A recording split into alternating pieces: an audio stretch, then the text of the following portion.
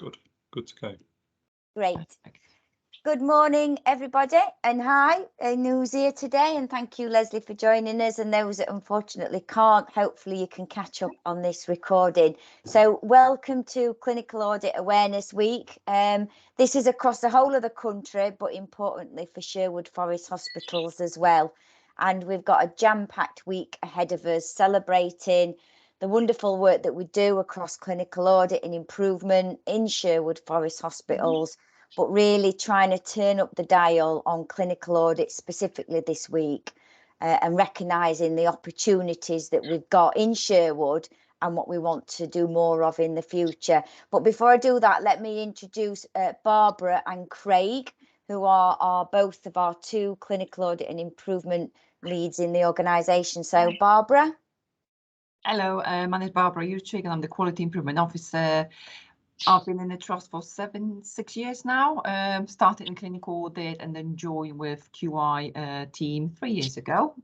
So yeah, it shows how they can work together and I can merge together. Great, thank you, Barbara. Craig?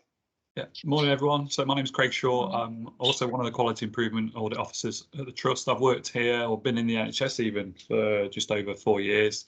I'm also Regional Clinical Audit and Improvement Network Chair, and like Barb says, we're doing really good work at the minute trying to build that link between audit and QI. So hopefully this week we'll be able to expand and spread that message wider. Great, thank you. Thank you very much, Barbara. Thank you, Craig. And also just to share the depth of what we have achieved so far and the opportunities in Sherwood. But I think with the role that also Craig has across the East Midlands network, it means we can get involved in lots of new development, sharing, learning and bringing best practice into Sherwood as well. So it's a great opportunity for us. So I'm going to take you through kind of worst of all, lots of things that are going to be happening this week. So first, we've got the opening today, which thank you for colleagues for joining up. And like I said, those that can't, we realise that it's a Monday morning and many are busy actively out in areas and treating patients and hopefully can catch up and view. But we have a jam-packed week ahead where we've got lots happening each day, as well as internal team celebrations and recognition with regards to the role of clinical audit in Sherwood and wider. So Barbara, do you want to take us through day by day on the actual schedule itself and maybe pull out 2 or 3 key highlights? Yes, absolutely. Thank you, Emma. As you can tell, it is a busy week. We have created, or Craig has created, a dedicated intranet site. So this is where you can find all the links because it's interactive, it's live, so you can find all the links. For a Zoom sessions, there isn't a link. So if you want to join any of the Zoom sessions, you just have to type in Zoom in Google and there's a specific session, Zoom code and a passcode. So today we've already had a fantastic breakfast with CAAW at 9 o'clock. Great session about mindfulness as well. What we will have got obviously now is the meeting opening session. Every day, lunchtime, 12:30, there is a session with NQI and fantastic guests as well. An announcement of the Clinical Audit Heroes each day, 1 category. So there will be announcement of the hero. Tomorrow, I will draw your attention to me being in the QI hub. So I will be face to face if you want to come and have a chat with me about anything, about audit, about improvement, about your project, anything that you're involved in. So I'll be tomorrow in the library from 9 o'clock to 10:30. And after that, again, NQI can lunch and learn. And in the afternoon, for anybody of you who is not a data geek, and you don't have to be a data geek, and you want to learn a bit more about basic Excel skills for audit and how to manipulate and generate graphs in your audit data, feel free to join a Zoom call from CAAW and AmaT. They're doing an hour session on the basic skills of AmaT, so I'll bring your attention to that one for tomorrow. Wednesday is we are doing internal AmaT training. So those of you who want to learn about AmaT, want to use AmaT or are using AmaT, please join that at 10 o'clock. 11:30 is a staff brief. So During the staff brief, again, we're going to have a fantastic guest, Anna Holm, who will be speaking about the QI project in antimicrobial stewardship. So very key element, and she's going to take you through the examples of what work they've done in antimicrobial on Ward 34. Again, and QI lunchtime, AmaT session as well, themselves doing a session. Lots going on. They've introduced a new dashboard. So those of you who look at AmaT from the data perspective or look at the analysis, AmaT produces a new dashboard so you can go inside in depth of the data that AmaT gathers. Thursday, again, it's a MS Teams session. We're interviewing two excellent guests. It's Dr. Colin Dunkley and Emma Gillis on Thursday. Questions about their experience with audit, how it helped them, giving us tips on how they get involved or can get involved in audit. And as well, there'll be a quiz.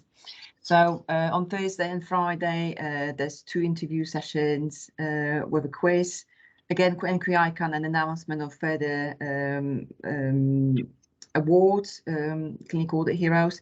On Thursday, there's a session again about designing pro forma. So if any of you are collecting data on AmaT, want to collect the data on AmaT are doing dedicated session how to build good pro forma, how to build good questions, because that's important in any audit. Is you collect the important data, you don't collect the data that you don't need, which we quite often see as well. People collect too much data and they lose the focus. It takes them more time, obviously, and of the huge Excel or a spreadsheet that they use, they only use a chunk of it. So it's very important to focus on the correct data collection. So this is Thursday, 2 o'clock. Yeah, and Friday will be the interview session and closing session, and that will be Dave Selwyn, the medical director. And the second interview will be Shribala Srinivasan. So he's the TNO, he's a consultant, orthopedic consultant. It will be good to know their tips and their experience of clinical audit. And that will be the closing session as well on Friday. So yes, lots going on. So a lot going on. So what I heard there, Barbara, was opportunities to learn about our current AmaT system and how we can optimise the system to the best of its ability to help us and help patients. Some real expert conversations there with colleagues from within the organisation and outside the organisation. So I think it's always great when you've got experts by experience, because I think, you know, you've lived and breathed it and done it, and you can share the good things, the not so great things, and what to watch out for. Also, what I heard there was a celebration and recognition of our clinical audit heroes across Sherwood Forest. Again, that's those who might want to turn up with their superhero outfits on. Please feel free to. But that's a great opportunity to recognise the work that colleagues are doing around improving patient care, and therefore hopefully improving the experience that our colleagues have of delivering that care as well. So some wonderful opportunities, and I particularly also like to hear in the Excel session, because sometimes people just want to strengthen their Excel skills anyway. So this is an opportunity for you to do that. So again, I would encourage colleagues to get involved. All of the information is online, but what we could also do is post out these invites so that you can drop them in your diary, and then it's your choice whether you're available or not.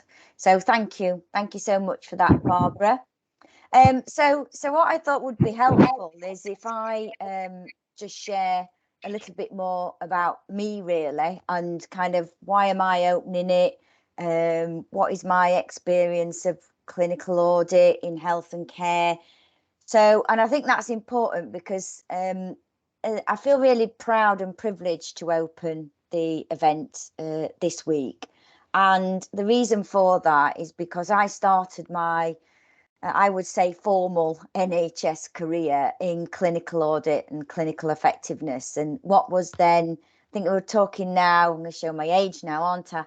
But just over 20 years ago, when I first joined the NHS and worked in the days of strategic health authorities and PCTs, then CCGs, But I started a role as a clinical audit and effectiveness facilitator in what was a health authority, and predominantly really got into the world of clinical audit and evidence-based practice.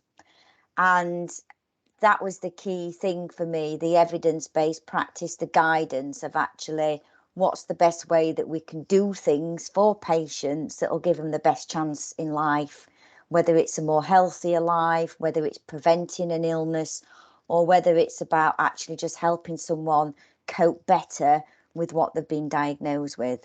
And I must admit, it absolutely grabbed my heart, my energy, my motivation of the difference that clinical audit could make for people, and just day to day going out, interacting, engaging with GPs, practice nurses, allied health professionals, all the breadth of people that work across health and care really was truly amazing experience for me. And I learned so much. I learned so much about engagement. I learned so much around importance of measurement.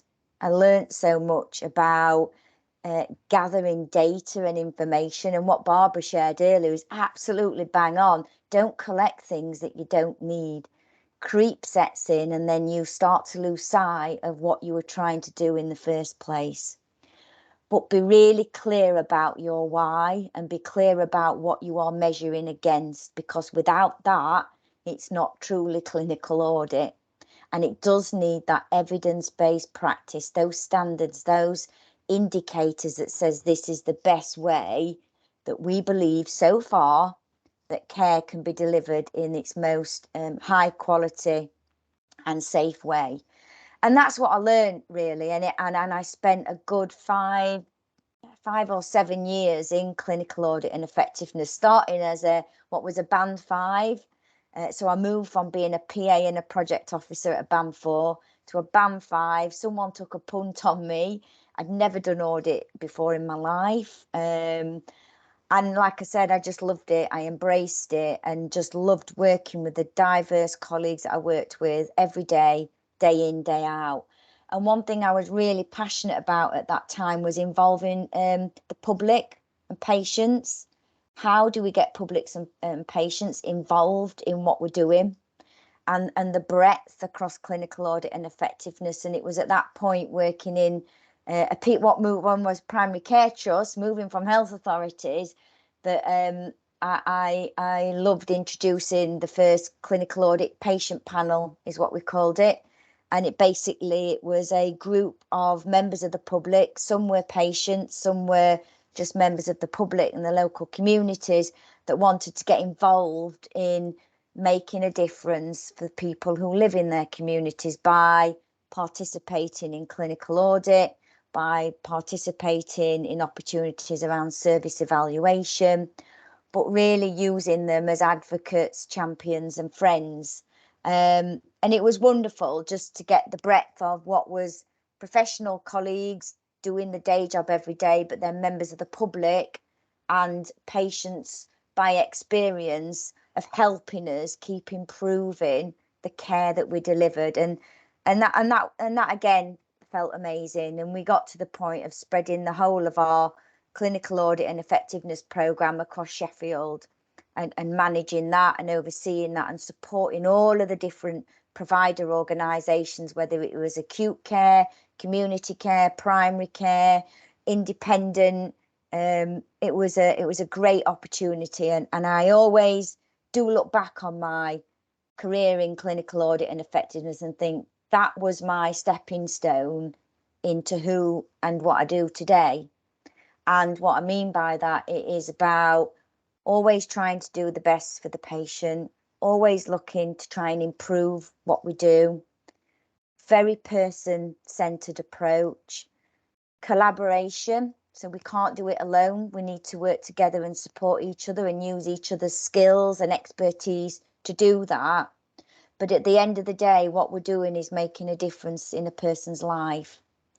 And that was all of the kind of key things that drove me every day to do what I do. And I feel really proud to be an audit practitioner and have been there and done it, because I think if I hadn't have done, I wouldn't truly appreciate the value that this brings, and I wouldn't truly appreciate probably doing what I do now and why I do what I do now. So yeah, which is why again I'm a very strong advocate, and I'm really proud to lead the Culture and Improvement Directorate in Sherwood Forest Hospital, and clinical audit being firmly placed in that, because that is another way, another mechanism, another tool where actually we can improve the quality and safety of care that we provide. And importantly, we give experience for colleagues to get involved in something, you know, that can be, for some it can be exciting, it can be motivating, you can learn a lot at the same time, and that's what we want. You know, those, you know, I always say, and we always used to say this back in the day as well, and I still say it now, for many, clinical audit is not sexy. I personally think it is sexy, and I actually think there's a lot that you can get out of clinical audit, and the more that we start to turn up the dial on it, the better. So the reason why we're here today and opening and celebrating Clinical Audit Awareness Week is because we want to recognise the opportunities around introducing and measuring ourselves against good practice evidence-based care. We want to always continually look at how we can improve. We want to do that together, collectively, bringing experts by experience, but also developing people in the roles to be the best that they can be. And importantly, that we recognise the impact that this does have and can have on our patients. Because at the end of the day, that's why we're all here doing what we do, because we want to make a difference. We want to improve someone's experience, whether that's a colleague or whether that's someone, a patient or a user or visiting any of our hospital sites or services. So yeah, please do celebrate this week. Get involved in the various things that Barbara's took us through, what's happening, lots of things every day for learning, connecting people, hearing from experts by experience, and hopefully it will encourage more people in Sherwood to have a go, get involved, and be brave. You know, Excel, I use it, but it blows my mind at times. But you know, I'll have a go, and I think that's what it is sometimes, just having a go, getting involved, and we have a team of experts that you can pull on for any support, guidance, or anything else. So I just wanted to share a little bit about me and why I think clinical audit's important, and actually what does it mean to me as well. And I have also made a pledge for this week. And I know Barbara's going to pop that up very timely for me. But I also wanted to do a pledge, and I hope and encourage everyone else to do a pledge as well this week. But I'm backing clinical audit because I'm really, really proud to be a clinical audit practitioner. And I truly and wholeheartedly recognise the difference that good clinical audit practice has on the quality and safety of patient care. And I say good quality audit, clinical audit, because actually we have got experts to help each other about how to do it in the most effective way. And when we do it in the most effective way, we make a difference to people. And our patients won't see any of this. They won't know that we're doing clinical audit, but they will feel it. And they will feel it because of the difference it makes to them, and what will ultimately be the people and the loved ones around them as well, because of the impact that it can have in a positive way. So there's my pledge for this week. And again, equally invite other colleagues to demonstrate their pledges, whether you share them through our staff Facebook group, whether you tweet, whether you pop them up in your departments, in your wards, in your areas, in your offices, then please do and get involved. And I'm sure that when we get to the closing of this exciting week, I know we've got Dr. Dave Selwyn. He will equally be demonstrating his support and leadership and belief with regards to the importance of clinical audit, and particularly in Sherwood. So I'm going to stop there. I think I've been taking quite enough of your time. And I'm going to hand over because we've got lots more just to take you through in our opening. So thank you for listening, and have a great week ahead of you. Thank you, Emma. Thank you. Great reflections of your career and where audit was the base and this stepping stone for you. Any tips, Emma? Do you have any tips for anybody who would like to start in audit? Yeah, it's a good question. I think the things that drew me to the role was the fact that it was about someone who likes to engage and work with different people. What I mean by that is different professions, different services. So if you are a person who likes to work in a collaborative way and engage with lots of different people, then that could be a tick. My other tips would be to actually really look at the impact that this can have. And is that something that you want to be part of? Do you want to be part of making people and services and teams be better than they are today? And is that something that, so do you have kind of that improvement mindset? Are you someone who's always eager to look at how could we do that differently? This isn't working. What else could we do? If you've got that type of mindset and that energy for it, then that would be something, again, I would say consider working in clinical audit. And if you are someone who thrives on gathering and reviewing lots of data, information, and bringing that together in a way that actually makes sense. If you're someone who likes data, information, and bringing in multiple sources to create a picture for what it is like now, but what it could be like in the future, then again, I would say look at clinical audit. And finally, if you are someone that wants to make a difference to patients, look at clinical audit. And it's a great opportunity. So that would be my top tips. Thank you, Emma. Thank you. Before I hand over to Craig, I will just quickly take you through where we don't want this session to be, you know, a training session or anything. We want it to be something where you understand where clinical audit sits and where we place it in SFH. And it doesn't just sit in a room, you know, in an office where me and Craig are based.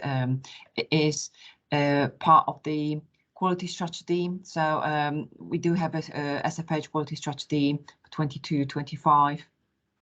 And this is, as you can tell, it's one of the foundations. So along with the capability and leadership, so building that skill, building the learning and sharing mindset, supporting, we do want to be a part of the support. We offer the cultural improvement. Clinical effectiveness is part of one of the foundations, and obviously improvement that can be brought from the clinical audit as well. And that sits along the continuous improvement journey that we want to introduce in SFH as well.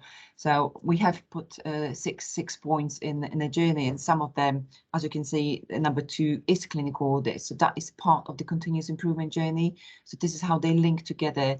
It's not a separate thing. Clinical audit does sit as part of the continuous improvement journey. So raising the awareness, being on one page, using the same terminology, of improvement and clinical audit, engaging, creating an innovation hub, as Emma mentioned, involving the users, the carers, the family members in any work, any improvement work that we do, collaborate with others. This is the journey that we want to take the steps through the continuous improvement, and that's what's highlighted in both the people, culture and improvement strategy and the quality strategy as well. I'll hand over to Craig now, maybe. I'll just... Are you all right to move the slides then, Barb? Is that okay? Yep. Thank you. So thank you. So what is clinical audit and where does it fit? So as Barb said, we don't want it to become a training session, but we will just, it's important, I think, just to take a step back sometimes and just remember, and then picking up on what Emma said about you've got to measure against standards. So we use this definition in our trust, which is the nice one. which basically says it's a quality improvement process that seeks to improve patient care and outcomes through a systematic review of care against explicit criteria. So it could be standards with a percentage indicator and the implementation of change. Though those standards, there could be NICE guidance, there could be Royal College guidance, there could be a local SOP, a local pathway that's listed on the intranet, for example. But if you're measuring against something that we have decided this is how we expect a certain cohort of patients to be treated, then that means that you are doing clinical audit. So in terms of what is the expectation, is it just data collection? No, it isn't. So audit should be a cycle. So we will have that there's initial steps where you decide what you're going to do. You identify those standards you're going to measure against. You then collect your data, see how you perform against that standard. We then look to reflect on those results, see how we compare, see if there are any gaps, form that gap analysis, and then we ask people to come together, have a discussion around those results, have a think about what we can do to maybe address some of the shortfallings if that's what we identify with the data collection. Make some changes that we think are going to make that change, and then it's about doing that cycle again, so going back around again. And so if you've made a change, has it made a difference? So that's the point of re-audit. You can't make a change without doing re-audit because you don't know whether that change has made a difference or not. And that's where QI comes into this. So we're very much in the belief that that initial part of the data collection, when we get to where we want to analyse the results, think about what we're going to do to try and improve where those shortfallings have been identified, then we want to encourage people to use other QI tools. So whether that be driver diagrams, fishbone diagrams, different tools, ensuring that we identify our stakeholders when we're making, the right stakeholders. Our projects that we're going to do be sustainable, so there are tools to help us with that. Planning, making sure that we plan actions in the right way. So there are lots of other tools out there that we encourage people to use, so that we're not just making a snap decision thinking like this poster will fix the problem straight away. And also it helps us identify some of the cultural side of things. So a lot of change that happens as a result of an audit we've identified is actually, it's not necessarily just about giving people an additional tool, it's actually the culture around using that tool as well. So that helps us take that step back by using those QI tools.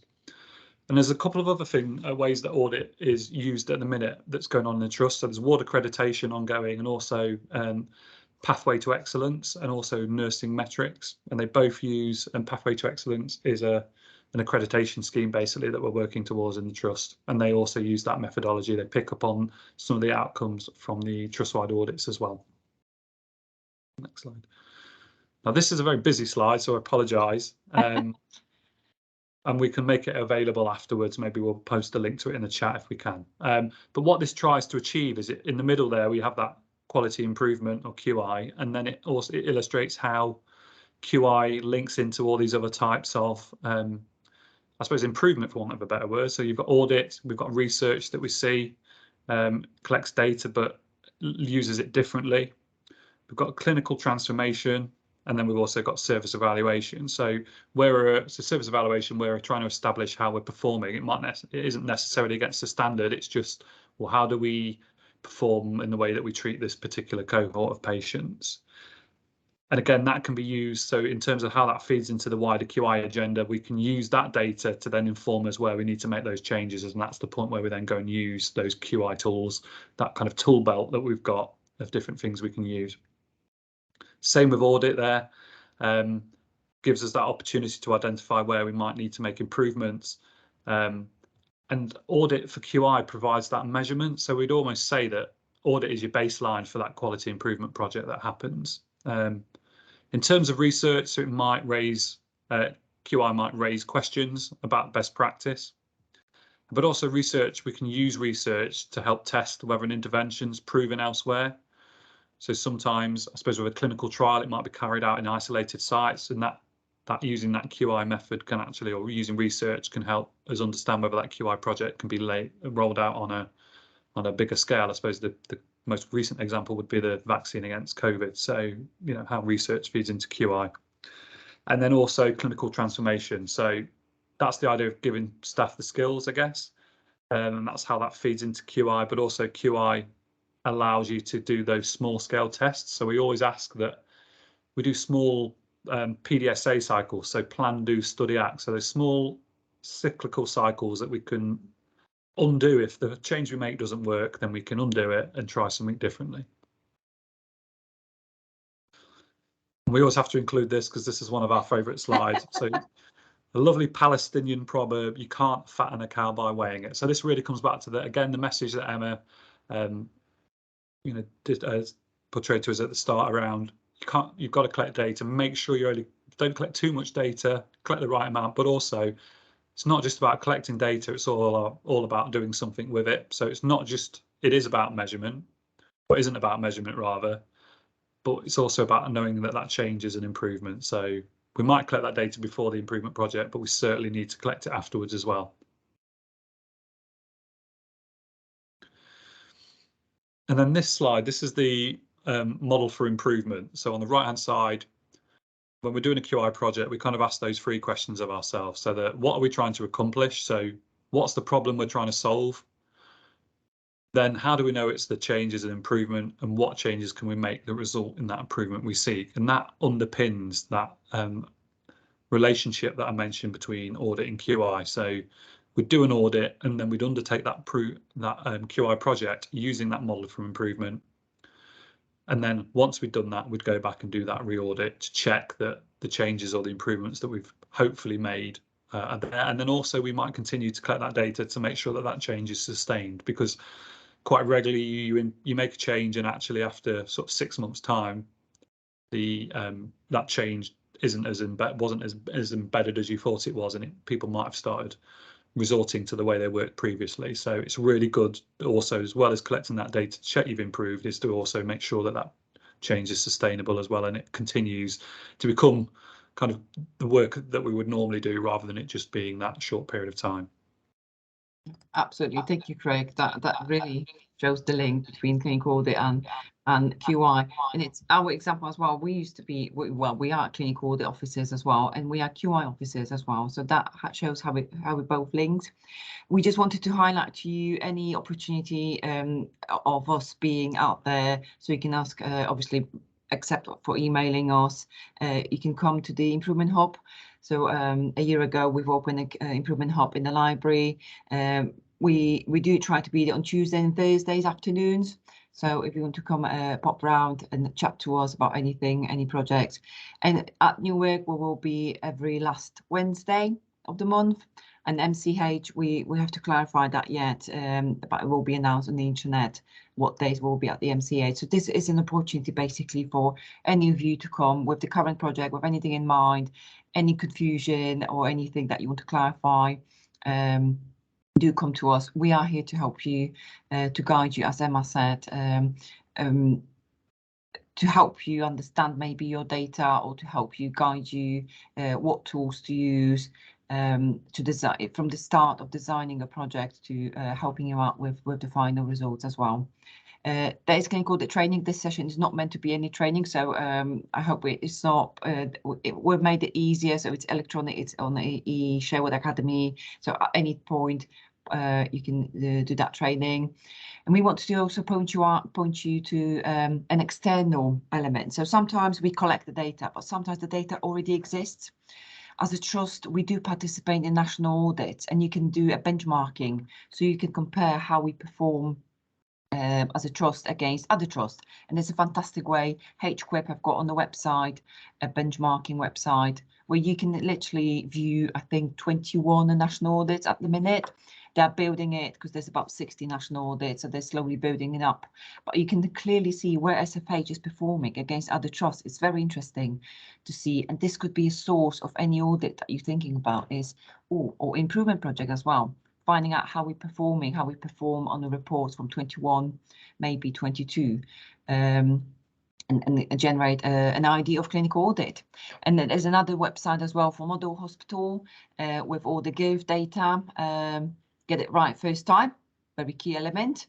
So again, a very good another source of data to compare and to come up with an idea of clinical audit.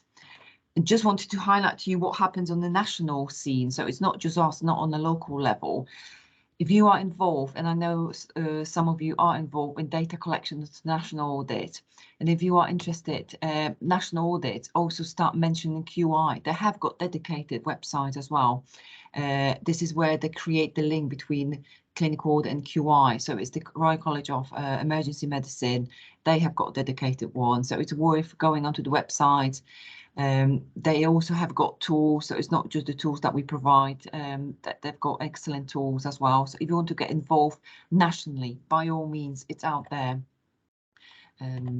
The National Prostate Cancer Audit, they also got a dedicated quality improvement website. We've just dropped a few examples of national level where you can get involved in national audits. NCPOT, they produce a fishbone diagram to give you example of what Craig mentioned in fishbone diagram, if you've never heard of it. BTS, again, fantastic website with how to even get started with QI. Now, hot off the press, I think I've spoiled it a little bit. I just jumped into the slide. Sorry. So, AmaT is introducing a QI module. So any of you who are involved in QI projects, improvement projects, AmaT will have another module. We will try to introduce in July, maybe a bit sooner, maybe next week. It will be a dedicated module for QI projects.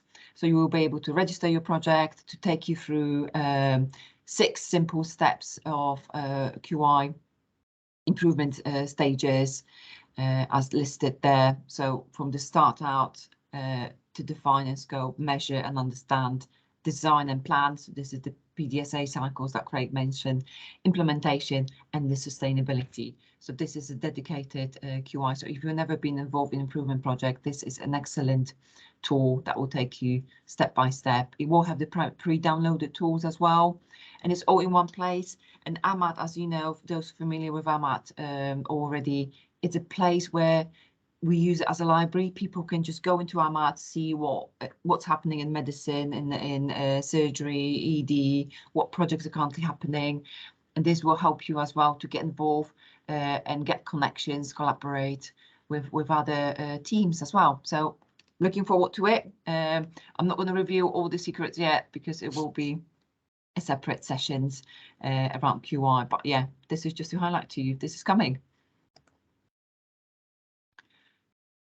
Just a recap, I guess, Craig, with how can you get involved? So as we've mentioned, there's a lot happening virtually. Tomorrow is that session where I'll be in the QI Hub, so you can come to see me in the QI Hub as well. But yeah, spread it out. We know we celebrate the week, but there are people out there yourselves who are doing clinical audits as well. Please do celebrate your input, your entries into the national audit. Tweet about it. There's a dedicated hashtag for Clinical Audit Awareness Week each year. We skipped 2021, didn't we, Craig? There wasn't 2021, yes, sadly, yes, because of COVID.